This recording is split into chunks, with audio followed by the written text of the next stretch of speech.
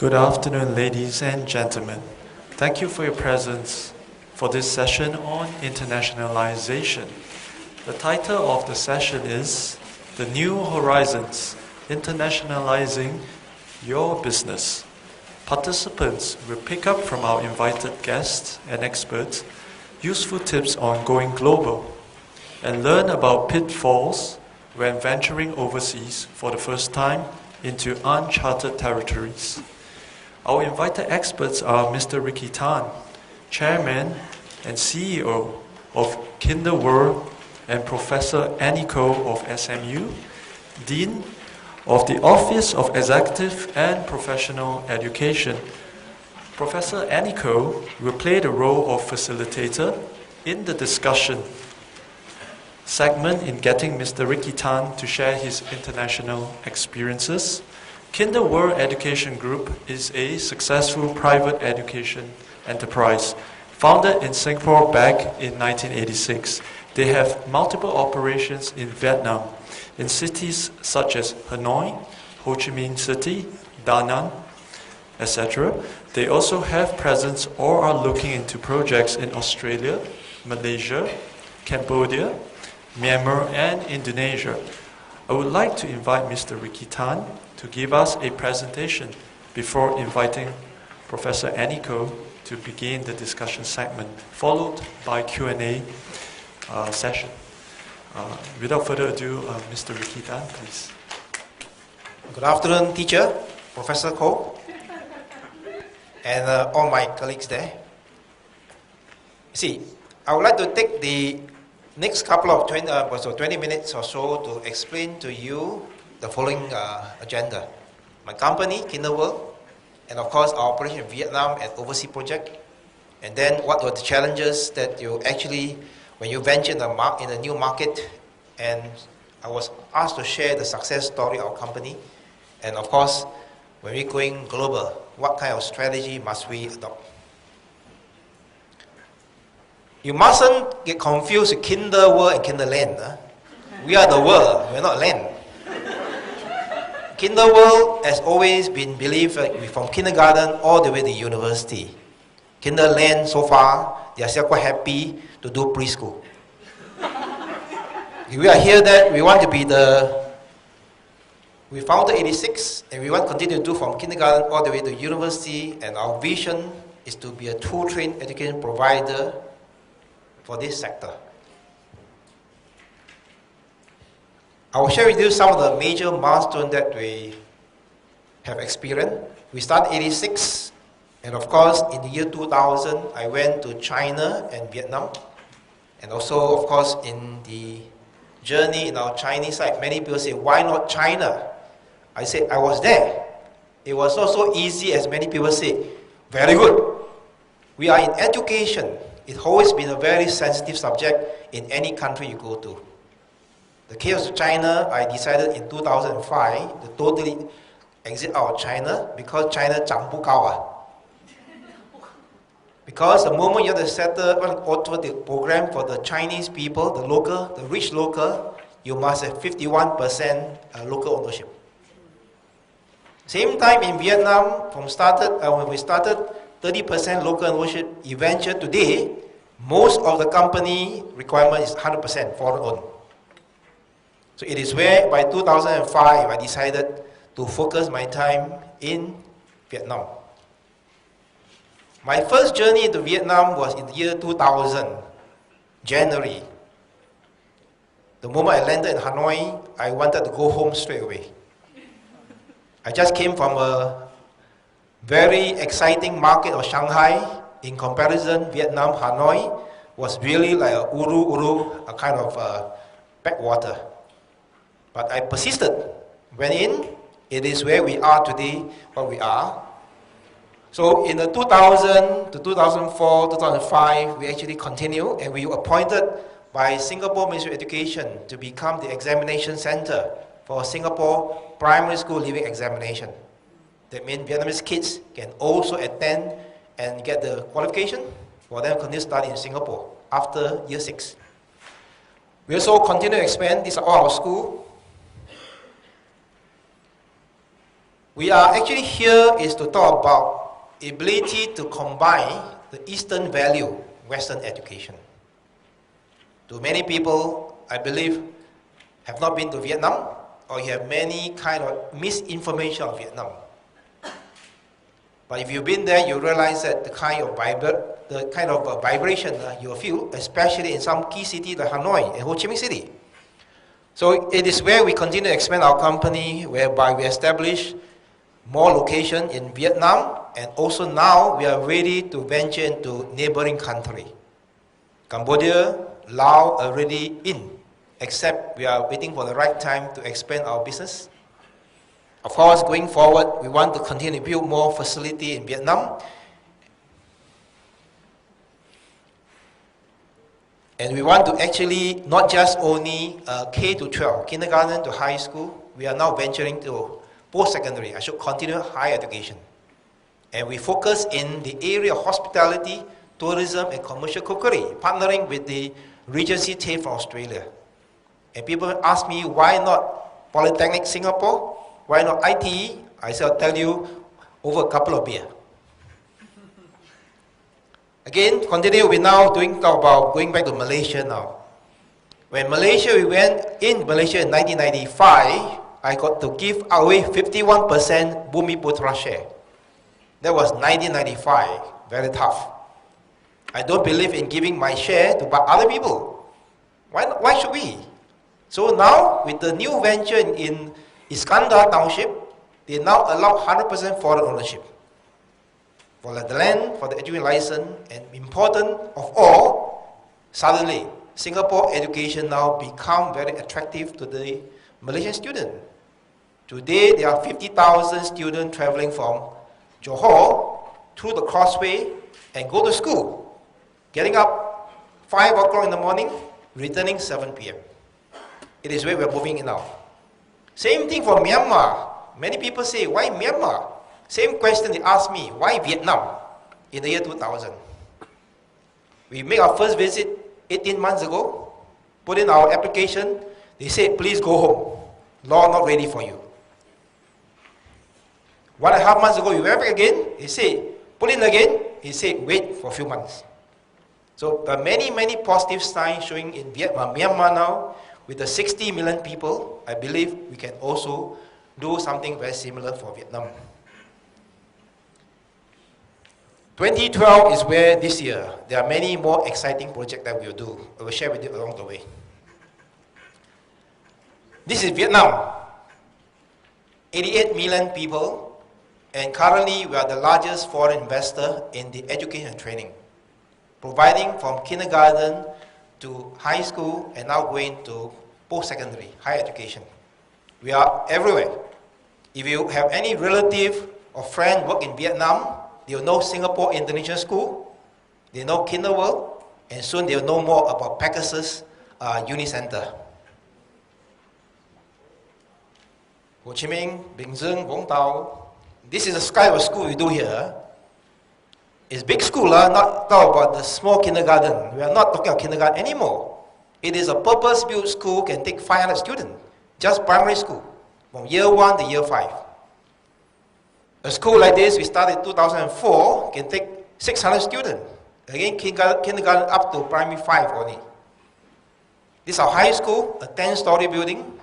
We occupy 8 floors, can take about 800 students to do year 6 all the way to year 12. Another purpose-built school in Ho Chi Minh City can take 600 students on the 1 hectare land. This is our vision to set up super school, whereby occupying about 2 to 3 hectare land, able to do an offered program from kindergarten up to high school for 2,500 students. We own this land. We are migrating from landlord and tenant version. Today, we are also own some of the property, and also we are able to fund our investment in Vietnam. This land given to us free of charge, 1 hectare. I invested 3 million to set up this school in Vũng Tàu. The cost of construction is very cheap in Vietnam, $300 per square meter, US dollars. This is my latest project where we bought over this land, a 5 hectare land in Da Nang. For those of you in Vietnam, Da Nang has a beautiful beach, 25 kilometers. They have 3 UNESCO heritage. One is Hoi An, one is Sun Mountain, and one is Hue.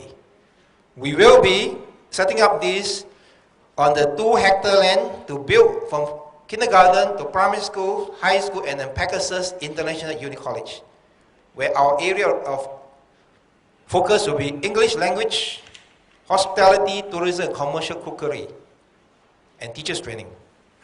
We will have also the 3 hectare here. In the supporting of this, we will set up a practicing facility for our students in the area of hospitality and tourism. The total investment to us is about 50 million for this section, minusing the commercial building, which we are here eventually next 12 months. We are doing some kind of a fundraising roadshow. Maybe we should engage Professor Koh for some advice also.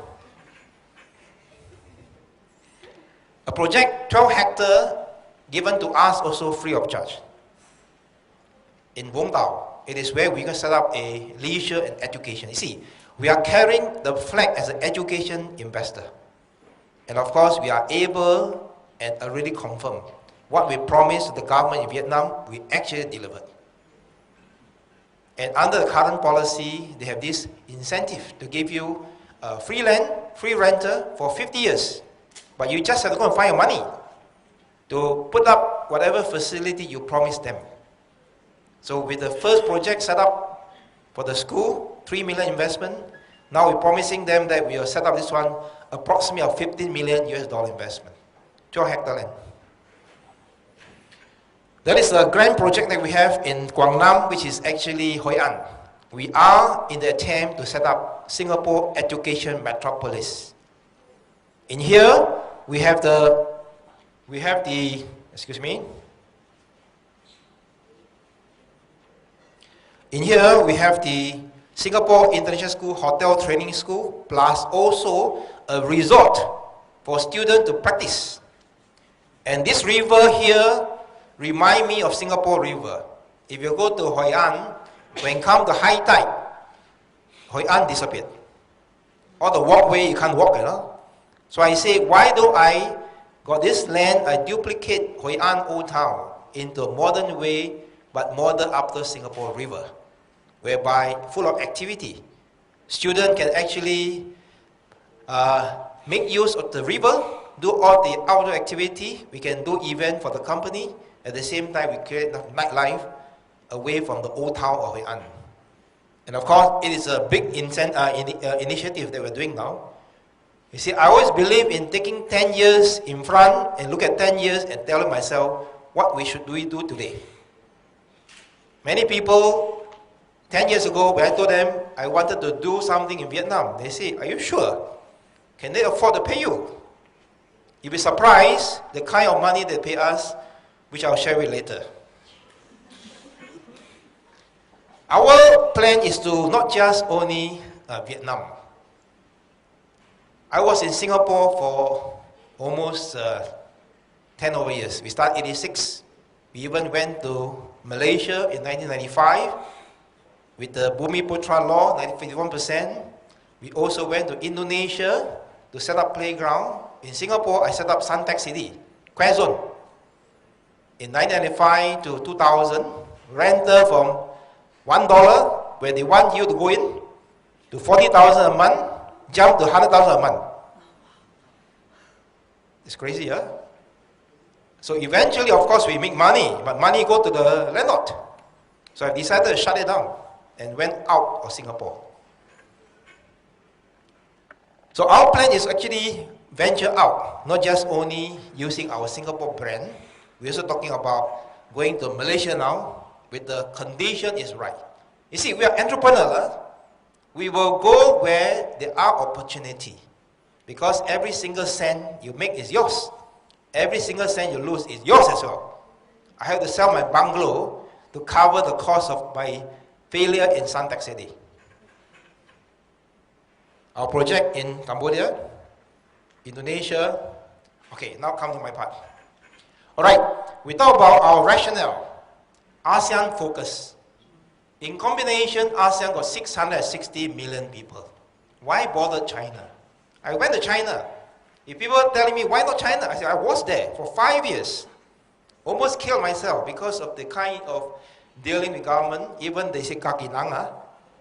I went to Xiamen, say kaki langa, Hokkien langa. When it comes to money, no more kaki langa.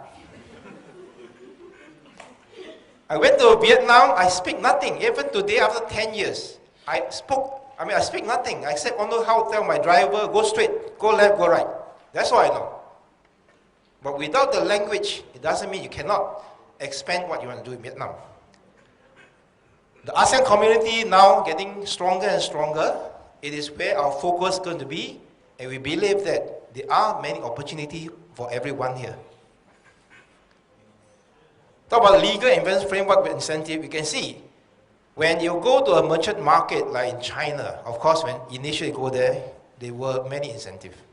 Again, incentive always got a lot of restriction. Same as Vietnam, they got very good incentive.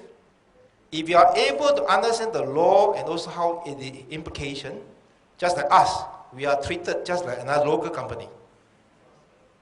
So it is important for us to understand that all these are challenges and also opportunity. The transparency of a clear framework and the law and regulation protecting the foreign direct investor like us. They're all there, not just only Vietnam. You're going to Cambodia, you're going to Myanmar, same law has to become effective. Otherwise, they make no sense. And we're also able to repatriate profit. It's the same thing, a lot of incentive for our investment. Okay, we talk about emerging market. We are going in now is to look at the high population growth and also the high growth of middle income.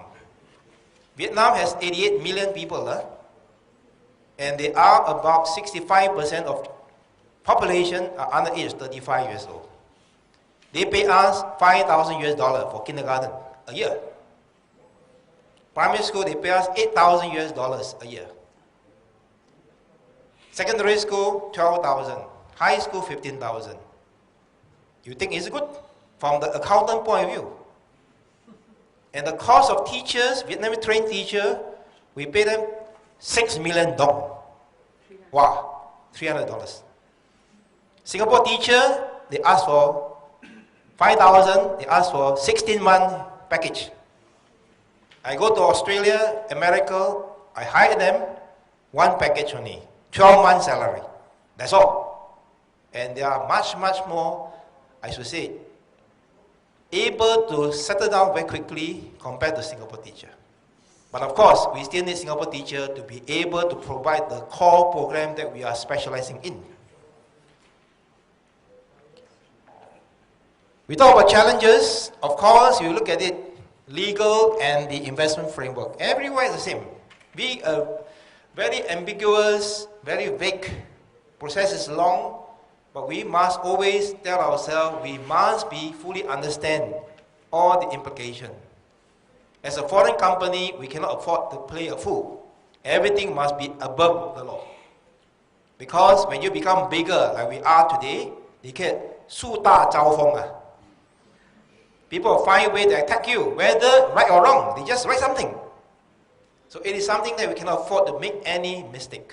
In terms of law, legal part is very important. Of course, market information. In those days, when I first went to Vietnam, very little information. Same thing today, when to Myanmar, no information. But we as an entrepreneur, sometimes we use our tongue. Oh, 风水不错，可以做. That's what we do. When you go to a new market, new township, you have to use your sense, common sense to look around. Talk to people, very important. The biggest challenge for us, of course, the human capital 10 years ago in Vietnam, they spoke very little English. Today, with the population at 1 million babies every year, and we actually have easily 400,000 of graduate every year. It cost me to hire one new graduate under management training scheme, $6 million again. Versus SMU student interview, a few of them, $3,000. But they were, SME still are good, definitely, there's no doubt about it. Of course, communication, the understanding of the different concept in Vietnam, and the skill are quite low at that time, but of course today there are still certain sectors very low. But if we were to look at the population of 80 million people, you are able to find some very, very good staff that you can train them and put them into a long-term training program. Raising funds is the most difficult part. Of course, I would like to, in a way, congratulate some of our speakers. They got a lot of money from government. To me, I got nothing, Want to borrow $1 is so difficult. Many of investment, international financial scheme, to say lend Singapore company $15 million. Today, I can't even get $1. So everything has to come from own pocket. When we go overseas, whether Vietnam, Indonesia, Myanmar, language is the biggest challenge, but of course, it will not deter anybody who want to go. More and more people speak English, become a common language. I went to China, I speak Chinese, but I did not have the kind of, I should say, achievement that I have done in Vietnam. And the worst part, they say kaki lang even worse. When they say kaki lang, means dangerous. Culture very different from Vietnam. Only thing is that they are very respectful to the teacher. All my foreign teachers, first time into Vietnam, they get flower for the men for Teachers' Day. Come to International Women's Days, male teacher also get flower. So they are very respectful because these are the richest kids. They want something for themselves. The parent can afford to pay. The mindset of the people, the environment, of course, the legal framework, and very clear. Number 6, it is very important. All these emerging markets, because of the lack of good public education system, they want to actually have all public participation, whether from local or from overseas. Like the World Bank has a report for Vietnam in the year 2000, talk about education for all. They stress the importance of private sector participation. For my company, I thought of here, the first one is a first mover strategy. We talk about marketing segmentation, product differentiation, people, and business scalability. We learned all this from business school, market segmentation, product differentiation. But it is important for us to put into real life. Whatever we learn from the school, from the university, it is always mustn't be one size fits all. So first mover advantage is very important. We went into the market, into Vietnam, and now going to Malaysia now, Iskandar, and also Myanmar now. We want to be able to duplicate what we have done in Vietnam, but with modification. We talk about you must capture the market share, you must build your brand and positioning. We position as a Singapore company, bringing the international education, not just only Singapore brand, together with the Western way of doing, and with the benchmarking, with the IPSLE, which is the international version of primary school examination, endorsed by Singapore Ministry of Education. At year 10, we do the international Cambridge program, like any other international school. At year 12, we do our American college test. Somehow or other, Vietnamese first choice to go to America to study. Unfortunately, American embassy will check through who their grandfather, just in case. We talk about we must always continue to be the number one. The moment you decide number 2, you will lose your kind of fighting spirit. You continue to run. You must continue to run to make sure that you're positioned away from the competitor. Competitor is something is constant. You cannot avoid. But we are Singaporean. We believe in competition. We just have to build yourself surrounding with your product, your service, that is cannot be repeated or duplicated by anybody. So we must continue to become the first mover in whatever we're doing. You see, 88 million people, we only catered for top 10%, even 5%. There are 4 million people, more than Singapore population. And they are able to pay you the kind of money we talk about. But please don't ask me where they get the money. Huh? Somebody asked me, oh, their GDP only $1,100 a year. How can they, I mean, the national income is only 1,100. How can they pay you? I say, please don't ask me. Very difficult question to answer, no? Of course, we also have foreigners working in Vietnam. This is our market. The book of Blue Ocean, of course, it is commonly discussed, but I always believe that why do we go and fight? Like in Singapore case, we exit out of Singapore.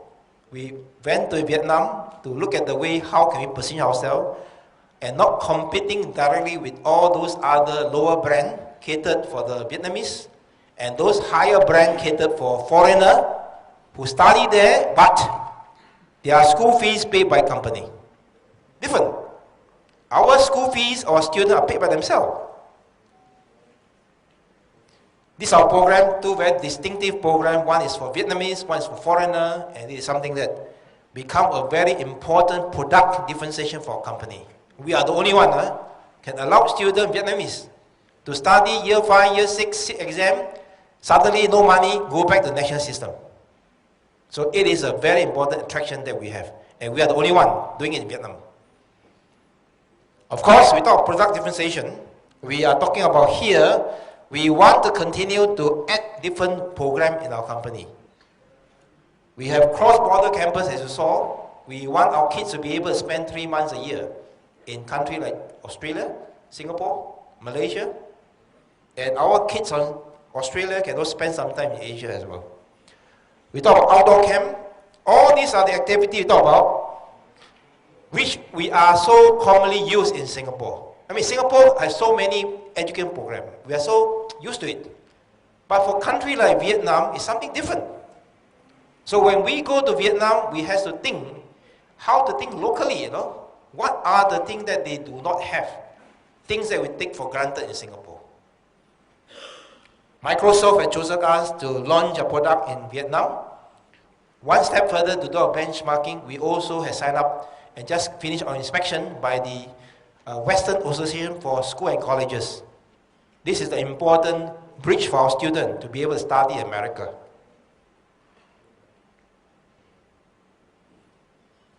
Okay, people.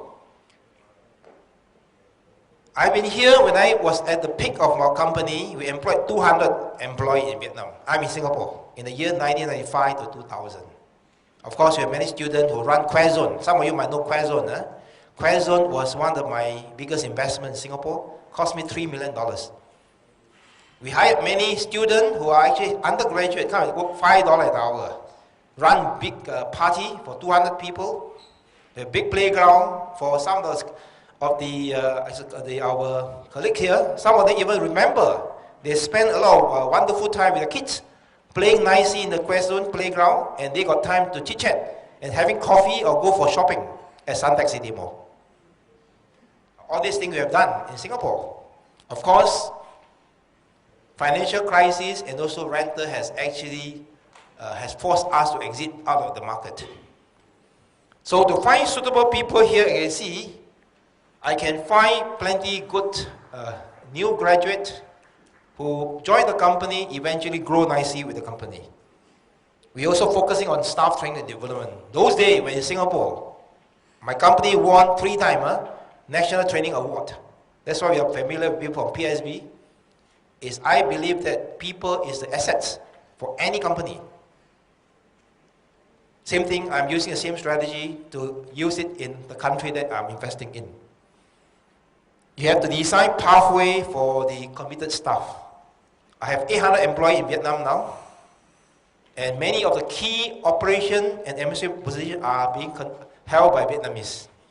Like you, speak good English, good education, but important thing is that their cost is a fraction of your cost. So we Singaporeans have to start to realize that, of course, the comfort level is too good here. Difficult. When we go out, is it for money or is it for challenge? That question, you have to answer yourself.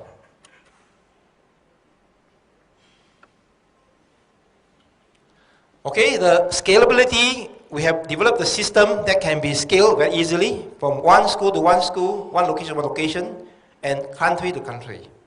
We're talking about our vertical and horizontal expansion. We cannot stand still. We have to continue to look for new things to be embedded into our program. Going global is something very, very difficult. Of course, today we are quite comfortable. When I went to overseas, some of the previous speakers say, you must be big in Singapore. I say, okay. We were big once, but today we cannot. But today, Singapore is still our headquarters, where I go home to. I have a house here, my family is here. But it is important we access to many, many things here. When you tell people you are a Singapore company, I speak to all the university people in Australia, UK, oh, good. Because they don't know how to deal with Chinese and also Vietnamese. We provide the kind of guarantee to them. Singapore company. So it's something that here we talk about market intelligence, thinking all these things, entry strategy. Where we talk about here is that we want to think big. When we went to Vietnam and China, we thought very big. But when it comes to execution, big size, small little size, within your means, because otherwise the bankers are not very friendly. They try many times to make you bankrupt. Today they all laughing because they couldn't. I'm a fighter. I can't tell you all the whole story. Anyway, it is important for us to invest within our means. Not easy. When you look at big opportunity, let's go big. But you must understand at the end of the day, if you don't have enough cash flow, enough of the reserve power, can get you into a lot of trouble. When we enter, we must always think of exit. Today, I control 100% of the company, but we have gone through joint venture as well. In China, even Chinese government, no share, they also hold a golden share. They're not happy, you're out. That's it. In China. In Vietnam, started with 30% local ownership. Today, luckily, you can hold 100%. So it is important for us when we venture anywhere. Having local partners is important, but must think of how to exit. Flexibility. It is important for us to be able to be flexible. We Singaporeans have a big problem here. We are so used to certain system. When we walk, I think long time ago, Mr. Sim Mong Hu talked about we don't know how to do a U-turn. You will face an obstacle, you continue to go stand, go ahead, go stand, go ahead. We must think how to go around it. So we as an entrepreneur, we have to be able to circumvent the problem ahead of you and try to think of how to actually be agile in terms of the challenges that you face. Localization, important. Yeah, all this. I would like to conclude by quoting this very important man, not because the Maryland show is on today. We thought President John F. Kennedy. He said, there are those that look at things the way they are and ask why. Many people like to ask why, I would like to say I dream of things that never will. And say, why not? Thank you very much.